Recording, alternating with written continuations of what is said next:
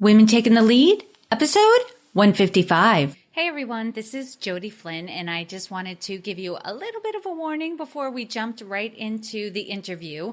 Marie shares a journal as a resource in the interview, which is really great.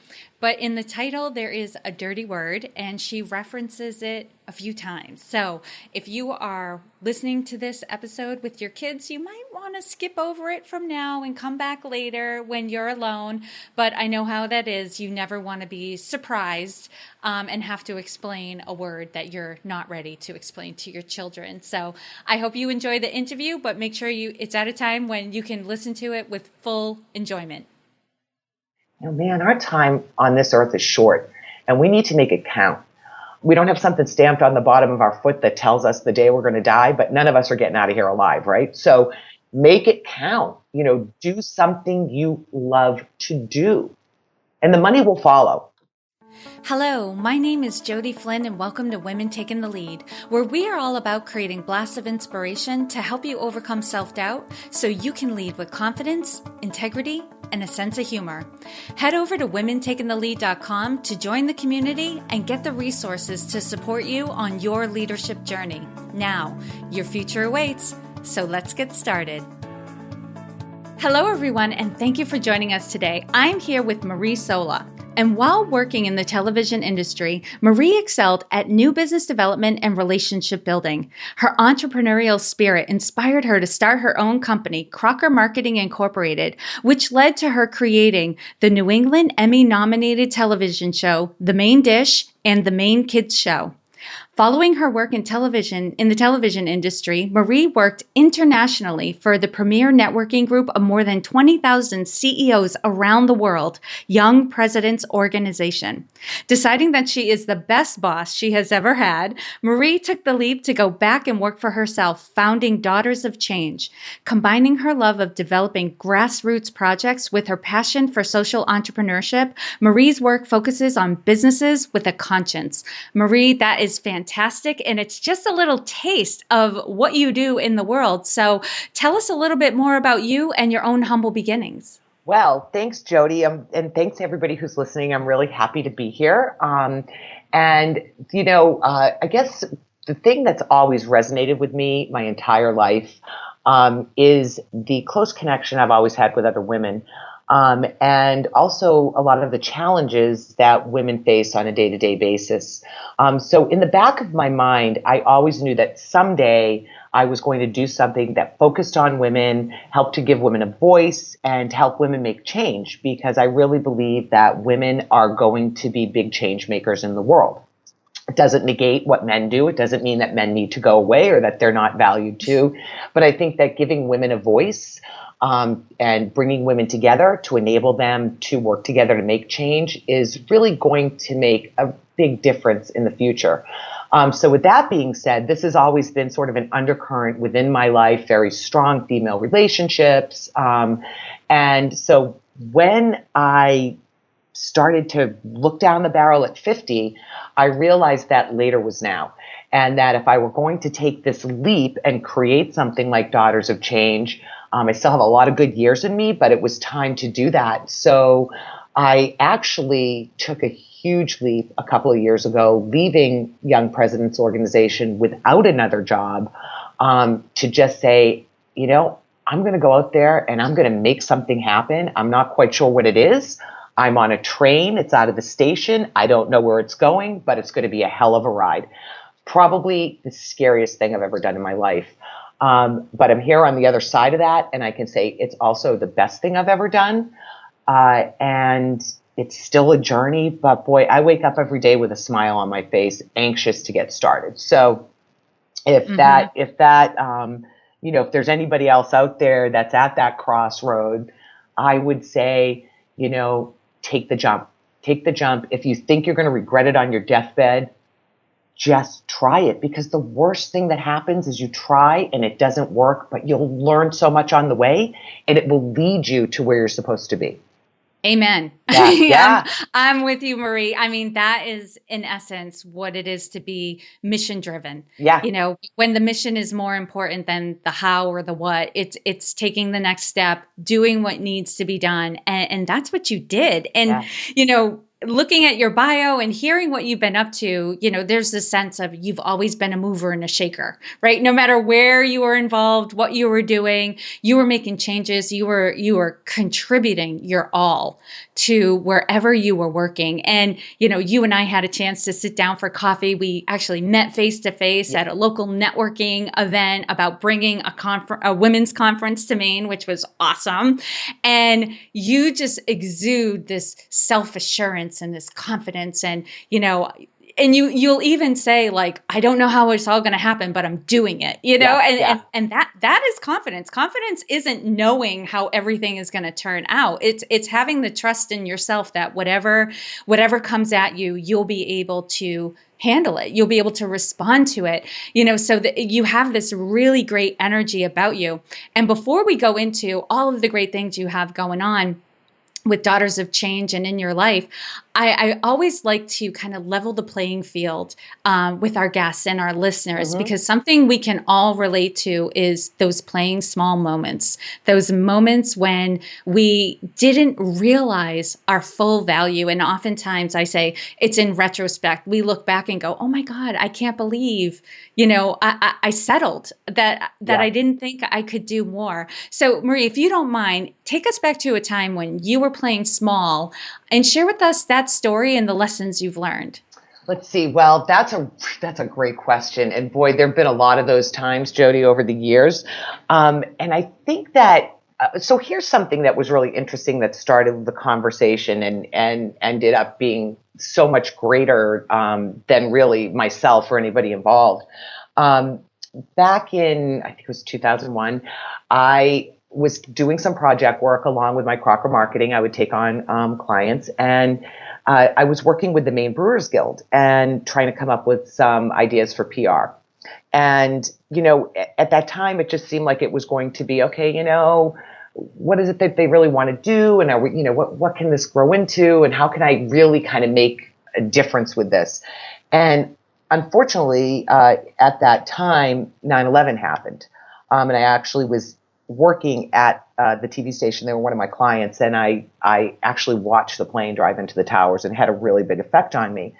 And so over pizza and beer with Mark Persky, I don't know if you remember from WBLM, we were talking about I wanted to do something for the guild, and that grew into, well, we really wanted to do something at ground zero. We wanted to help the guys and the ladies working on the pile, right, and the firefighters down there. So what started as a conversation, feeling sort of like, well, what can I really do for these guys, you know, and ladies, grew into, well, let's bring lobster and microbrew beer down to the pile, and let's find a place to have it, and let's feed these guys, right? So that, and what ended up coming out of that was the United Maine Lobster Feed. And I just started picking up the phone and calling people and saying, hey, you know, first call was to the head of the United Steelworkers Union in New York City. This guy didn't know me from Adam. He was pretty busy being on TV with, you know, George Bush and everybody. I Mm-hmm. just called him and I go, you don't know me, but I have a great idea. I want to, you know, call me back. And he actually called me back. And within, you know, a half-hour conversation, I had a place to hold the United Maine Lobster Feed. I had, you know, his blessing. He was going to help me out. And then I just started making phone calls. And the next thing you know, we had 1,100 pounds of lobster. We had a TV station coming down with us to do an entire series. I had Mark Persky from BLM coming down and doing live cut-ins. I had a bunch of the Maine brewers coming down and bringing beer. Tim Sample came with us to entertain people. And it was probably, hands down, it was up until now one of the most life-changing experiences. We got down there, and they didn't believe it. Like, we had a convoy going down. There were so many people that got involved here from Maine, and we had a whole convoy that went down. We had to be escorted into the city, and you know, we fed the firefighters, we fed the steel workers. I mean, these people were coming in. they had been through war, really. The look on their faces and the dirt on their faces coming in. They pulled the last 6 bodies out while we were there, and it was unbelievable. We were literally right down there around the corner. And what we were able to do was just offer some support and bring a little bit of light into people's lives for that 24-hour period. And I got letters for years afterwards from people that came to that. So that's something that started with me going, well, what am I really going to bring to the table here? And then just it grew. And at the time I was a little, I was not as self-confident about what I was going to bring to the table, and so it was a matter of, again, coming up to something that had a purpose maybe a little bit bigger than just myself, actually a whole lot bigger than myself, and then bringing people to rally around it. So that's one example. And, another example would be starting in television in the 80s. Like, I don't know if anybody out there has seen Anchorman. I mean, I know that was the 70s, but it was definitely interesting. And, coming in as this like young girl, all idealistic about what I was going to do and knowing nothing and having to really fight against the stereotype and the reality of what it meant to be a young woman in a male-dominated field. And I think that's where I cut my teeth, Jody, and I think that that's where you see some of my confidence coming from because, I was in the trenches, Yeah. And what I really appreciate about both of these stories, Marie, is both of these moments of gaining confidence, gaining clarity, and going after something really came during a time of challenge. Like before 9/11, I mean, you were doing good work, but it was kind of like, ho-hum, you were doing okay. It was all fine. And then this enormous thing happened. And your first thought is like, what can I do about it? Like that thought of like, I'm only one person. I'm this woman in Maine. What can I do up against this enormous tragedy that has just happened? And out of that came, any little thing you can do is enormous and has a great impact. Like what an opportunity. I mean, it's sad, but it's true that it's oftentimes when tragedy strikes, when something awful happens, that we really see who we are and what we're really capable of. And in a sense, those times and those moments are gifts to us. Yeah, absolutely. Absolutely. That was mind blowing to me. And the other thing that hit me with that in terms of, I'm just thinking of this as we're talking, being down, they actually brought us down to ground zero because we were right around the corner. And I was standing there and I was looking up, I think it was like the American Express building that had been like, it didn't go down, but it had been hit when the tower went down. So it was like, looks like somebody took just a can opener and wrenched open the side of the building. And as I'm standing there looking up, these papers, like 8.5, whatever, standard white paper comes floating out of the window. And I looked at that and I realized people were at their desks. They were at work and tragedy struck. And it hit me right then and there that I was not going to do something I didn't really want to do for work. Like it just hit me like I thought, can you imagine if like I were in my cubicle and I was hating what I was doing and this is how my life ended? And that was an analogy for me. It's not like I thought that any building I was in that was going to happen. It was just the analogy of, oh my God, like you got to make your time count. And we spend so much of our time at work and it becomes so much of who we are and how we identify ourselves. To me, if you're passionate about what you do, it doesn't have to be what I do. It just so long as you're passionate about it and you love it, that's what you should be doing. You should look at, I went through a core themes course, which was fabulous before I left my job. And what I realized was that my core themes in life also were the same things I was looking for in a job. It transcended personal as well as professional.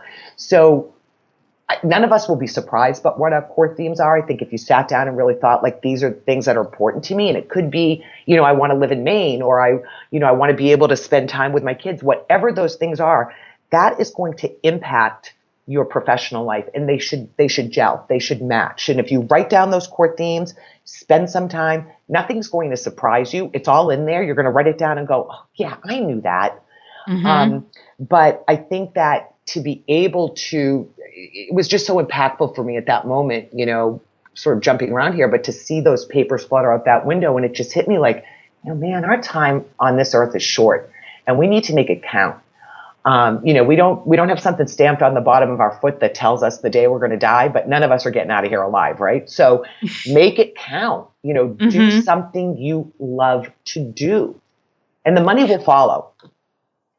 Oh, absolutely. I mean, you hear so many people talk about that, and we can definitely come back to this, but when you're doing something you're good at, Mm-hmm. when you're doing something you're you're skilled at and you're passionate about, there is a way to figure out how to make money doing it. That's right.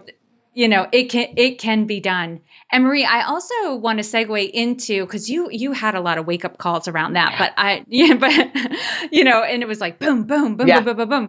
But I want to kind of zero in on another wake up call you had, because I know there's another you want to share. Those moments when it suddenly hits you that like you need to go in a different direction, or it's the solution you've been looking for. So share with us that moment and the steps you took that led to your success. That's a great question as well. So I had been antsy, I would say, for a while within my job. It was a great job. It wasn't anything particular about the job other than I knew that something was missing for me. And I finally identified it, that it didn't matter. Like YPO was such a great job on so many levels. Like people couldn't believe that I left it. But what hit me is that I was working for other people's passion, and that I had always my whole life worked for other people's passions, other people's pocketbooks. And that, I'm either going to go out and retire that way or I'm going to do something. And so I remember it just hitting me clearly. And the more and more that I would read about women's issues, which I've always been so passionate about, the more I knew that that was the direction I wanted to take. But I also knew that from working through my core themes, that was something I started to do, going through that whole program when I knew that I was getting ready to take the leap.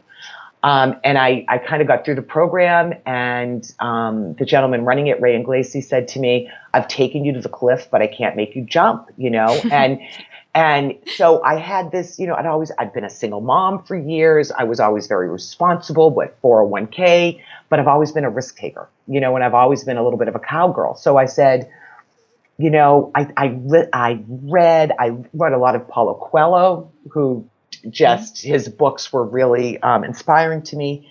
And I just realized one day, I think what hit me is I was getting ready to quit. I knew I had to do it. And I knew that I could not take another job on the other side, because if I did, why leave? You know what I mean? I'd be back in the same thing where I wouldn't have the time to really figure things out. So I had to make a conscious decision that everything was on the table. My 401k was on the table. My savings were on the table, that it was going to take me some time to figure this out, because what I had was an abstract idea, but it wasn't like I was jarring spaghetti sauce or something and there was a business model out there, right? So I had to get past that initial fear of jumping into the abyss without a parachute. And one day, my son, who was in high school at the time, he was having a hard time. And I walked in and I said, what's going on? And he was, somebody was giving him a hard time at school. And I said, well, why didn't you tell me? And he said, because you're always working. And, I get choked up even thinking about this. And it really hit me. I said, that's it. And I quit that day. I called up and I quit. And I said, I have to have autonomy. I need to be able to control my own time. I need to be working for something that's a bigger passion. That's my passion, because I'm doing all this work and people love my work and they tell me I'm good at it. But at the end of the day, what am I getting from it? Besides a paycheck, which, hey, a girl's got to eat. But right. I said, I don't care if I have to, go work at the local gas station or bartend or something like that to make ends meet. I'm going to do this, damn it. And if I spend my 401k, I'll recoup it, because the idea is to break my glass ceiling as well, right? So it was kind of a series of things. Yeah. And, what I really appreciate about that story is it went right back to your core themes, like being there for your family, having time to like enjoy your kids while they're growing up, right? Yep. And while they're under your care, And it all ties together. And I think, you and I were chatting before we hit record about how you can get something conceptually, but until you feel it in your bones, it doesn't matter that you know something. That's right. You won't always live by it. But those are the moments where, the conceptual understanding of your core themes, like, resonates in your bones. Like, oh, here's that moment we were talking about. I need to leave my job. Like, that was the thing that got you to jump over the cliff. Yeah. So, and this is a great segue because I know that our core themes, our core values also drive our leadership style. Yes. And we have different themes and we have different values and skill sets and experiences. So we all lead a little bit differently. And I think that's awesome. I think we do need diverse and dynamic leaders in all areas of our life. So Marie, how would you describe your leadership style? Oh, well, that's something that I learned. I learned my leadership style by working for other people and picking up what I liked and I didn't like. And what I very strongly believe in is that there's a couple of things. First of all, you have to empower the people that are working for you or with you. You need to inspire them. And to me, that's what leading is about. It's about inspiring and getting the best out of people. Everybody has their own specific talents and things that they're good at, and you want to help bring that out, right? So I think it's very important to give people a voice in what they're doing, to ask them what they like to do. Don't try to fit a square peg into a round hole. Don't try to force somebody to do something they don't like or they're not good at, because it's not going to work for anybody.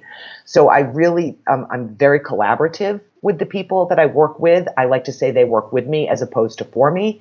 Mm-hmm. I believe in giving them not just the ability to collaborate, but also give them the power to make decisions and do things. And I hate micromanagement. I don't think it's good for anybody. I think micromanaging is about fear and control. And it's not that people do it because they're mean. I think that they're afraid to let go. So you have to make sure that you give your full trust in somebody that is working with you or for you. And if they make a mistake, you need to talk to them about it, and if somebody is divisive on your team, you need to consider being able to get rid of somebody that's just not bringing the right attitude to the team, because that can fester. But I think that it's really about giving people some autonomy, giving them skin in the game, giving them a voice and empowering them. And people will be loyal to you when you do that. They will work harder for you when you do that. And the other thing that I've seen a lot of over the years is that people, it's ego. You've got to take your ego out of it, and that's easier said than done, right? Because we all have an ego. Nobody does not have an ego, except for maybe Jesus Christ. I don't know, but most of us have an ego. So there's always that fear sometimes if you have somebody that's working for you that they're going to outshine you. Never worry about that. If somebody is working for you and they do a great job, that makes you look good because you're so smart for hiring them, right? And you're getting the best out of them. So really give people voice in what they're doing. Ask them what they like to do. Ask for their input. Respect their input. But don't be afraid to put your foot down when you need to. And I think the hardest thing for women is firing somebody. That's the hardest thing I've ever had to do, is fire somebody. Yeah. And you alluded to that a little bit earlier. And the thought that came to my mind was, if somebody's that divisive or they're so underperforming after you've had several conversations and supported them, like always coming from a place of caring and wanting to be supportive of them, but they're still not performing or they're still being divisive, you're actually doing them a favor. That's right. Because what I found is usually they're not happy with the job, but they can't bring themselves to quit. So and I've had that happen. I couldn't bring myself to quit a job. Not that I was underperforming or divisive, but I was clearly starting to check out. And luckily we started going through some acquisitions and our jobs were outsourced. So essentially, I wasn't fired for underperformance. It was more of a business decision, but I was like, thank you. Because I could not bring myself to quit, even though I was miserable. And the flip side of that is you're taking care of the other people you work with. That's right. By firing a person who's not working out out because that person is creating an unpleasant work environment for everyone else. So as women, I think it's easier for us to think in those terms of I'm taking care of everybody. That's right. By not allowing this person to have a negative impact on everybody. That's right. And Marie, what I'm really curious about, because you're 2 years into Daughters of Change, you have a lot going on, and I know that from our conversation. What would you say is the biggest leadership or business challenge you're faced with right now? I think my biggest challenge has been the fact that what I'm doing is I'm creating something completely new that there isn't a specific business model for. So it's been trial and error, and I use the example of spaghetti sauce because I'm Italian and I love to cook, right? But if I had a product, for instance, that I were bringing to the market, I could go online, I could get a mentor. It would be pretty easy for somebody to help guide me. I'm not saying it's easy to do that, please. I'm not saying that for people that bring a product to market, it's not a lot of work, but there's a pretty concrete series of steps that you need to take to get there. With Daughters of Change, it's growing from an abstract idea of being a platform to give women who want to make change a voice, while also, for me, being a daughter of change myself, is helping with violence against women because that's my hot button. So being able to take that sort of abstract idea and bring it into a business model has been my biggest challenge. Now it's starting to happen, and interestingly enough, Jody, I'm ending right back into my sweet spot, which is what I've done for years, which is marketing. So it's interesting how it turned out. It was kind of right in front of me, but I had to go through that series. So my biggest challenge has been defining, and also, and I think for all the other entrepreneurs out there listening, you have really big ideas and you have a lot of great ideas, and there's a lot of ideas and there's a lot of steps, and I can see it going here and I can see it going there. So focusing in on what you need to do first, because you can't do everything. It's really easy to get scattered when you're a very creative person with big ideas. So it's about sort of picking out the nuggets and what's going to move you ahead most quickly, focusing on that. And then I have a book. It has a swear word on it. Can I say what it says, Jody? Sure, go ahead. Okay. It's this beautiful, it's a beautiful journal, and it says fucking brilliant on it in filigree. And that is my fucking brilliant book. So every time I have an idea that I can't put into play right now, I put it in that book, and it's my Bible. So it doesn't go away. I just put it down for like phase 2 or phase 3. So to be able to focus in and figure out the steps you need to take to move yourself forward and concentrate on them first, while still being creative. That's been challenging. And then defining it.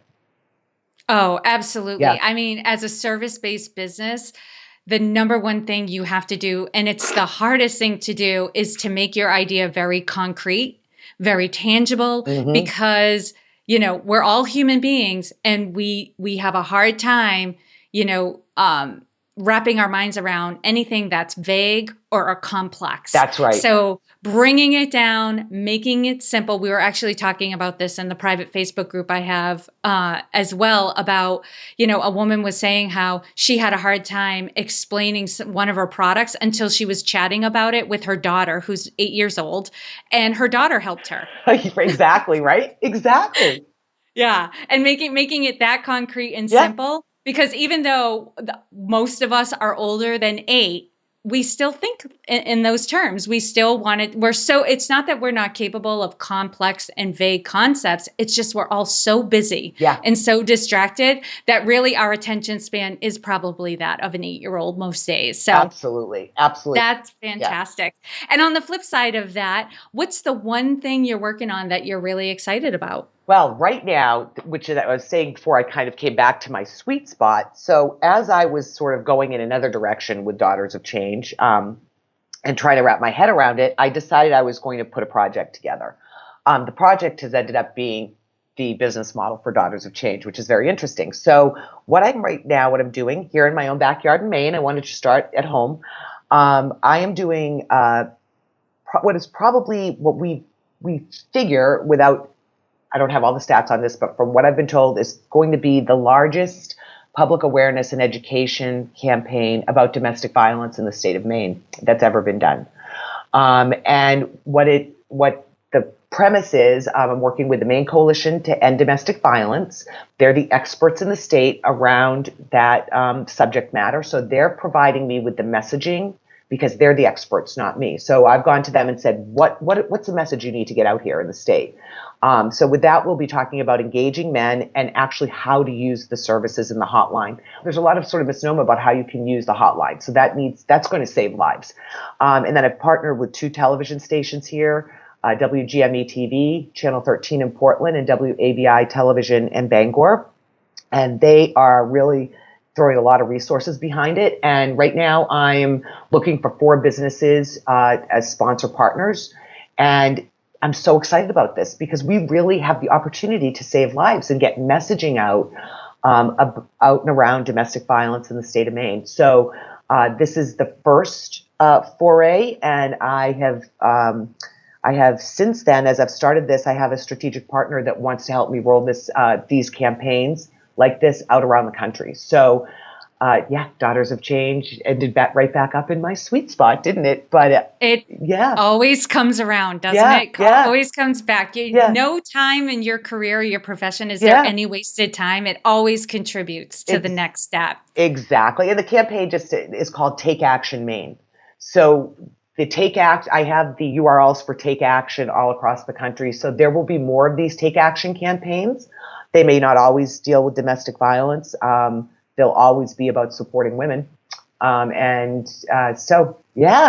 love that. That's Marie. Phase one, Jody. The rest in my fucking brilliant journal. It goes back to what you said. Like, there's a lot to do. There's a lot of different directions you can go in, but you have to focus on what's the first phase. That's exactly. And worry about phase 5. A little bit later, you'll get to that. And the other thing is, you mentioned your strategic partner. I'm always curious for the women that I bring on and I have as guests and chatting with them. They're always doing these crazy, awesome things out in the world. But kind of the story behind the story is the support system, the people in their lives who make it possible for them to do the work that they're doing, in their personal lives and as a part of their team. So, Marie, if you don't mind just giving us a quick overview of your support team. Okay, so first and foremost has been my fiance. And I've got to tell you, you have to have a supportive partner if you're in a relationship. Because I can't imagine what this would have been like if I didn't have somebody so supportive. Because I left a pretty lucrative job to do this. And it's like, guess what? No more money coming in. And so that has been huge, to the point of where I was ready to just throw in the towel probably 4 or 5 months ago and just say, I'm going to just go out and get a job, And he said, don't you dare. Don't you dare. I mean, he had every opportunity right then and there to say to me, yeah, probably a good idea, right? So that's huge, number one. Number two, I was really trying to find a mentor. And because what I'm doing is a double bottom line, it's not your typical, here's my business plan. There's a social end to it as well as a monetary end. I was having a hard time fitting into anything that was available here for entrepreneurs. I did tap in with SCORE, which was great. But what ended up happening is a former boss of mine who's an entrepreneur, I'd been talking with him and he realized that I was having a hard time fitting into any specific entrepreneurial programs here. And he said, well, let me mentor you. And in the process of mentoring me, he said, wow, what you're doing is on the side of the angels.